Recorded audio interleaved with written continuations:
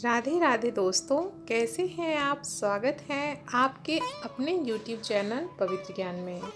दोस्तों, जब श्री कृष्ण की पत्नी सत्यभामा ने कर दिया था श्री कृष्ण का दान, इस वीडियो में हम जानेंगे। श्री कृष्ण को भला कौन नहीं जानता। कृष्ण कोई पत्नी जो सत्यभामा थी, उनको अपने रूप पे बड़ा ही गर्व था। वह सोचती थी कि रूपवती होने के ही कारण श्री कृष्ण उससे अन्य रानी की अपेक्षा अधिक प्रेम करते हैं और अधिक स्नेह भी। वहीं दूसरी ओर रुक्मिणी एक समर्पित पत्नी है जो अपने प्रभु की सेवा में विनम्र रहती है। उसकी भक्ति ही उसकी वास्तविक आंतरिक सुंदरता है।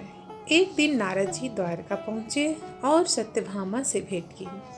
नारद जी सत्यभामा से जाने की इजाज़त मांगते हैं। तभी सत्यभामा नारद जी से कहती है कि आप हमें आशीर्वाद दीजिए कि अगले जन्म में मुझे श्री कृष्ण ही अपने पति के रूप में मिले।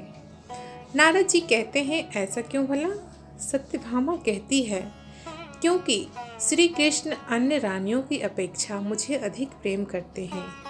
नारद जी सत्यभामा से पूछते हैं, ऐसा क्यों भला। सत्यभामा उत्तर देती है, क्योंकि अन्य सभी रानियों से मैं अत्यधिक सुंदर और गुणवान हूँ।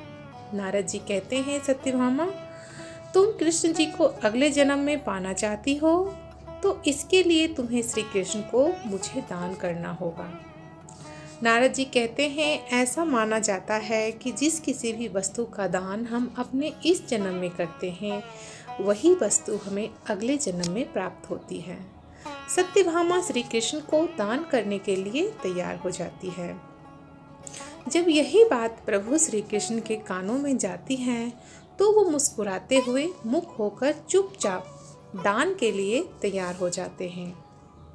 श्री कृष्ण को सत्यभामा दान कर देती है और नारद जी श्री कृष्ण को लेकर अपने साथ लेकर जा रहे होते हैं।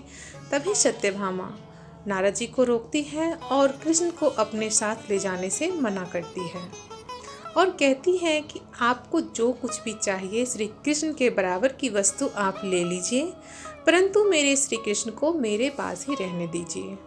नारद जी कहते हैं, यदि श्री कृष्ण के तौल के बराबर सोना आप मुझे दोगी, तभी मैं कृष्ण को यहाँ छोड़ सकता हूँ। सत्यभामा अभिमानवश ऐसा करने को तैयार हो जाती है। ऐसा करने को वह राजी हो जाती है। भगवान श्री कृष्ण मुख होकर तुला पर बैठ जाते हैं। सत्यभामा अपने सारे गहने उस तुला के दूसरे पल्ले पर रखती है, परंतु तुला टस से मस्तक नहीं होता। यह देख अन्य सभी रानियां भी अपने अपने सोने और गहने तुला पर रखती हैं, परंतु तब भी तुला जरा सा भी नहीं डोलता। यहाँ तक कि महल के सारे सोने इस तराजू के पलड़े पर रखे जाते हैं, तब भी कृष्ण के बराबर के सोने नहीं हो पाते।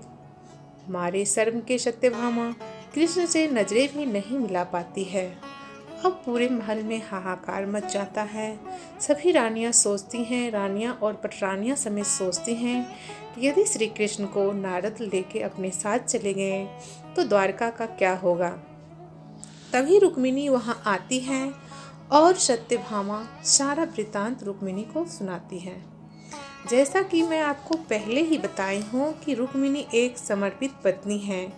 वह अपने प्रभु की वास्तविक लीला को समझ गई और श्री कृष्ण से प्रार्थना करते हुए तुलसी के पत्ते को तराजू के दूसरे पल्ले पर रखती है।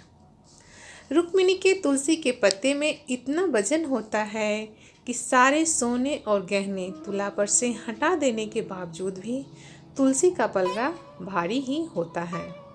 कहने का तात्पर्य यह हुआ कि जो भी वस्तु हम प्रेम से भगवान को समर्पण करते हैं, वह अवश्य ही स्वीकारी जाती है। जैसे रुक्मिणी ने तुलसी दल भी अर्पण किया तो प्रेम से किया, वहीं सत्यभामा सोने और गहने ज्वारात एहमान बस भगवान को तौल रही थी, जिससे कि स्वीकार नहीं था भगवान को। दोस्तों, यही जो तुलसी के दल हैं, यह तुलसी दल लेकर नारद जी स्वर्ग चले जाते हैं और श्री कृष्ण को द्वारका में ही छोड़ जाते हैं। और सत्यभामा को सीख देकर जाते हैं कि प्रेम से बढ़कर इस संसार में प्रभु के लिए कुछ भी नहीं। यदि आप भी सचमुच में भगवान से प्रेम करते हैं, उनको पाना चाहते हैं, तो सच्चा प्रेम कीजिए, जैसे रुक्मिणी द्वारकाधीश से करती हैं, राधा कृष्ण से करती हैं। दोस्तों, उम्मीद करती हूँ कि आपको ये वीडियो पसंद आई होगी।